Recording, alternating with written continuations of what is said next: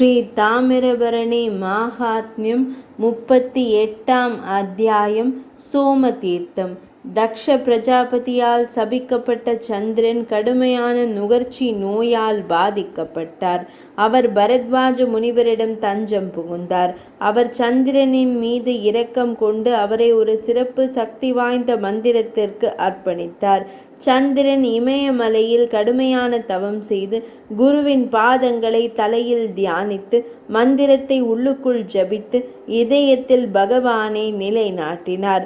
3 வருட தவத்திற்கு பின்னர் சிவபெருமானின் தூண்டுதலால் தேவி கங்கை அவர் முன் தோன்றினார்.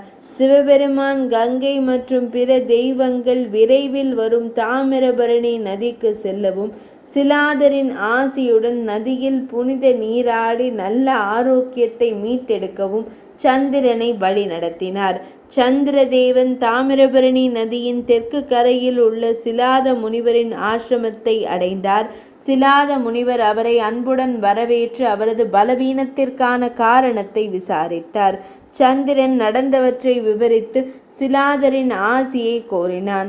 சிலாதர் கூறினார், சிவபெருமானின் கட்டளையை பின்பற்றுபவர்கள் ஒருபோதும் சிரமங்களை எதிர்கொள்ள மாட்டார்கள்.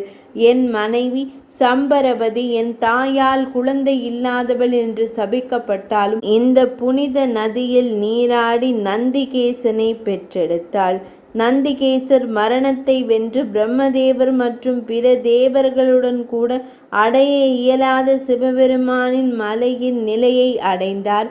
8 மகா நாகர்கள் முன்பு இங்கு நீராடி கருடாழ்வாரின் நட்பை பெற்றனர். எனவே நீங்களும் உங்கள் மனைவியுடன் இதே புனித நதியில் நீராடி ஈசனாரின் ஆசியுடன் உங்கள் அனைத்து விருப்பங்களையும் நிறைவேற்றுங்கள். நாளை புனித ரத சப்தமி தினம்.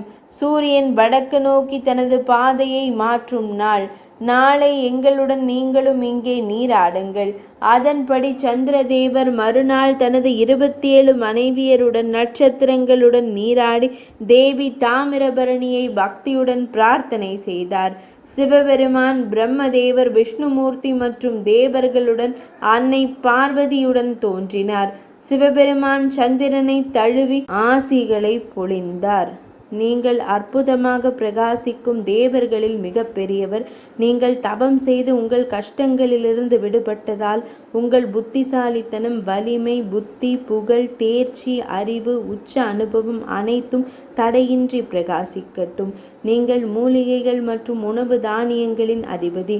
சோமபானர்களின் சோமம், தேவர்களுக்கு ஹவ்யா மற்றும் பித்ருக்களுக்கு கவ்யாவின் பிரசாதங்களின் ஆதாரம். உங்களை குறித்த தியானத்தால் விஷம், நோய் போன்ற துன்பங்கள் நீங்கும். 2-15 தினங்களில் உங்கள் வடிவம் வளர்ந்து குறையட்டும்.